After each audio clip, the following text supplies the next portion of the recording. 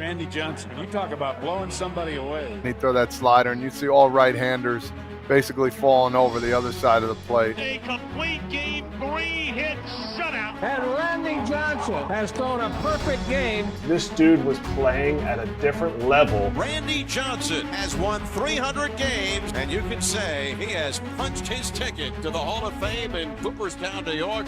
How good was he? Randy Johnson was a crazy wild man on the mound, literally wild for a while in the beginning of his career. And they were like, can this dude corral it? Because if he can, he's going to be a legend. And that's what turned out to be the case for him. Super tall, strikeout machine. So let's run through some stats and then we'll get the personal experiences from you guys. How good was Randy Johnson? He won 5 Cy Young Awards, including racking them up back to back. 1999 through 2002, he was a World Series co-MVP, 22 years in the show, 10-time All-Star.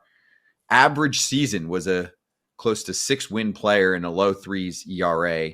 Led the league in strikeouts 9 times, pitched a perfect game in 2004. He was quite tall, and there were quite a few kind of mythical experiences that he had in baseball we'll get into. A Hall of Famer inducted in 2015. He pitched until he was 46 years old. So, AJ, you want to kick it first? Your Randy Johnson experiences and how ridiculous he was? Am I the only person that faced him on here? Todd, did you face him? Nope. Kratz, you faced him? Oh, so I faced him when he was with the Yankees. I got one game against him. I think I went 0-3, maybe punched once. But he wasn't the same Randy Johnson when I faced him. Obviously, he was older and he was still throwing at 6'10". Imagine Chris Sale at 6'10" instead of 6'4", throwing it from literally the first base dugout. It was crazy. An interesting at bat, was crazy, wild. He would do some crazy things, kind of had that Pedro temper where every once in a while he'd let one fly over your head. But I will say this, he was a great pitcher. The only guy I ever asked in my life to sign an autograph said no. Wow. Maybe, I need more. Maybe Player he to didn't player. like you. That's fine, but still, I'm sure there's other people, but if your worst enemy came up to you and said, "Hey, will you sign a jersey for me?" and they had the jersey, you would still do it out of respect for them being a major league player. I don't know what happened. What was the context? It's too long of a. Okay, so it's simple. And when we were in Tucson, we shared a complex with the Diamondbacks. So I asked the visiting clubhouse guy, the Diamondbacks. I said, "Hey, will Randy sign a jersey for me?" He said, "You have to call over and ask him yourself." Okay, so I call over to the Diamondbacks clubhouse. They answer. I say, "Hey, this is AJ Pierzynski with the White Sox. I was wondering if Randy will sign a jersey for me." They're like, "He's in the training room. Da-da-da. Call back in 20 minutes." So I call back again, and I'm like, "Hey, this is da-da-da-da-da." They're like, "Oh, well, he said call back tomorrow." And I was like, okay. Like, he knows why I'm calling. Like, I'm not chasing this dude. So, again, he was the only guy that – not that he ever said no. It's just like, I'm not going to call this guy 50 times. He knows why I'm calling. That was it. Wasn't that big of a deal, like, to just have me send it over. He signed it. I don't care. Sign it and throw it. I don't care. Whatever. Like, do what you got to do. But just, I don't know. It was just it was weird. That is weird. Todd Father, your experience watching Randy and hearing about him? Yeah, one of the most imposing figures you'll see on a mound. I mean, with his stature, he just got up there and threw it as hard as he could. The one I remember, he probably doesn't like him. Mark McGwire hit that home run off him at Seattle's old park. I forget what it was called, absolute missile. But that was probably the only time someone's took him that far deep. But he was unbelievable, one of the nastiest sliders. Anybody who has ever talked about him says they couldn't see the ball until it was in the glove, and then he'd throw that slider, and you'd see all right-handers basically falling over the other side of the plate. Fun to watch, and he just gripped it and ripped it, and that's old school at its finest. Hall of Famer for sure, and I'm jealous. I wish I got to face him one time because I liked hitting off left-handed pitchers. There's very few guys that, you hear old-time guys talk about, even when Barry was on, like you hit one homer, they're going to walk you 3 times or they're going to throw over your head. He said, now guys don't do that. You're right. Now guys throw 100 miles an hour. Everybody looks comfortable in the box. There is an aspect to not being comfortable in the box, and clearly the numbers that he put up were making hitters uncomfortable. When you talk about early in his career, he had 120, 152, and 144 walks, leading the league. So he had that by his age 28 season. Then he started to figure it out, dropped down to 99 walks, dropped down to 72 walks, and he started striking out 300-plus dudes. The way I look at it is everybody in the big leagues has talent. The elite guys have more talent, and they can play through things. When you play till you're 46 years old, when you lead the league at 38 years old in strikeouts, at 40 years old, he led the league again in strikeouts. It just shows this dude was playing at a different level. And so when you start to decline, now you're just coming down to the pack. You're not like, oh, I'm much worse than everybody else. You're just coming back down to reality. I mean, some of the numbers, anytime you look at a guy's baseball reference page and it's a lot of bold and some italics, which means season leader, career leader, all that stuff, Randy Johnson's got a ton of bold. Probably one of the top 5 pitchers of all time. All right, by the way, I got to say this. I believe, and I might be wrong in this, he gave up back-to-back homers off in 2005 against the White Sox. That may be the only I'm pretty sure it's the only time in his career he did it, but I just looked it up. Yeah, Iguchi, Rowan, Konerko, 3 home runs in a row. Let's just say he wasn't very happy about that. That's why he wouldn't sign for you, because he. I wouldn't hit it. I didn't play in that. I didn't play in that game. No, this was You're such a White Sox. I mean, I had nothing to do with it. I didn't play. I didn't play against him until way later than that. But I did see it happen. He wasn't very happy. But 4 times in a row he won the Cy Young. Think about that right now.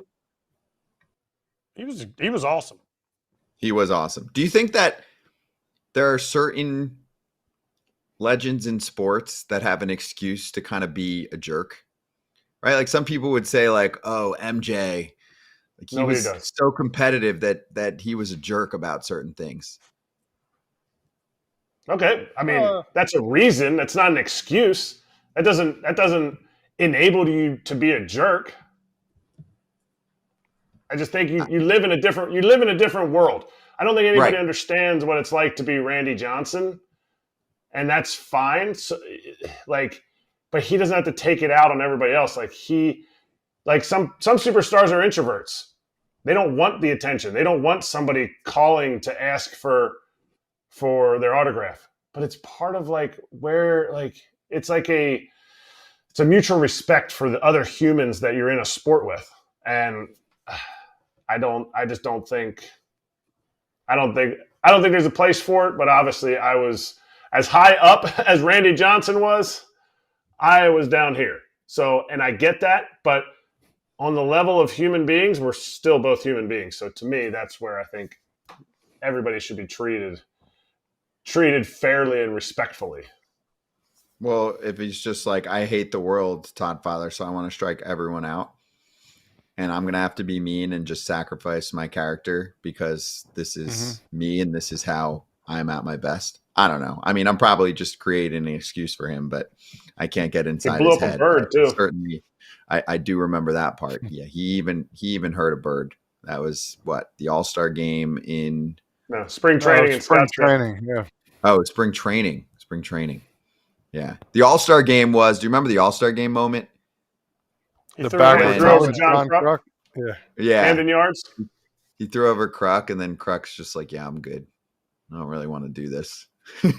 I'm not getting paid extra for this game. I don't really want to be here if this dude's throwing at my head a hundo." That's what the Pro Bowl's turned into now. His left-handed hitters hitting from the right side like Larry Walker did against Randy Johnson. Mm-hmm. Yeah, the Pro Bowl is definitely not for competition, for competitors. Not it. But, yeah. All right. Well, that's our thoughts on Randy Johnson. If you're catching this after the fact, let us know. Minus the story. Listen, this dude was awesome on the mound when he took the mound and he figured it out. Ask anybody. He was one of the toughest at bats for lefties, righties. Deserved to be a first ballot Hall of Famer at 300 wins, all the Cy Youngs. Listen, this guy was incredible, better than 99.9% of the players in history. So he was great. Facts. 2,500 strikeouts in one league, 2,300 in the other league. That is crazy. That is crazy work. Yeah, we had a Nolan Ryan quote. He said in the early 90s that he told Randy he could be the most dominating pitcher in baseball if he would just work on his game. He was a lot like me when I was younger. He was just pitching and doing a lot of thinking. Did you guys, for the catchers, experience tall dudes sometimes who struggled more to figure out the control and like figure out their body and then eventually would get it down? I mean, actually, in modern times, I can think of at least one example. Tyler Glasnow was supposed to be the next big thing, and it took him a minute, and he's pretty close to Randy's height. It's like tall hitters. Anytime your mechanics have a chance to break down, you're going to have a tougher time being consistent. Randy Johnson could probably just throw a ball 100 miles an hour forever when he was a kid. How does his mechanics not break down when you have so many levers and levers and elbows and knees coming at you? You have to condense your mechanics. You have to make them smaller and shorter because of how tall and long everything is. And you see it a lot with pitchers. You see it a lot with really tall pitchers. And some of the best really tall pitchers that I caught had this like short stride, short arm from a really high angle. John Rouse, Chris Young, the 6'10" kid that was from super nice kid from the Rays, got a cup of coffee in the big leagues. They shortened up their stroke. They shortened up their stride and everything and their arm swing because it just was so inconsistent trying to find that same release point. Golfers. There you go. Don't see a lot of tall. That's why you don't see a lot of tall golfers.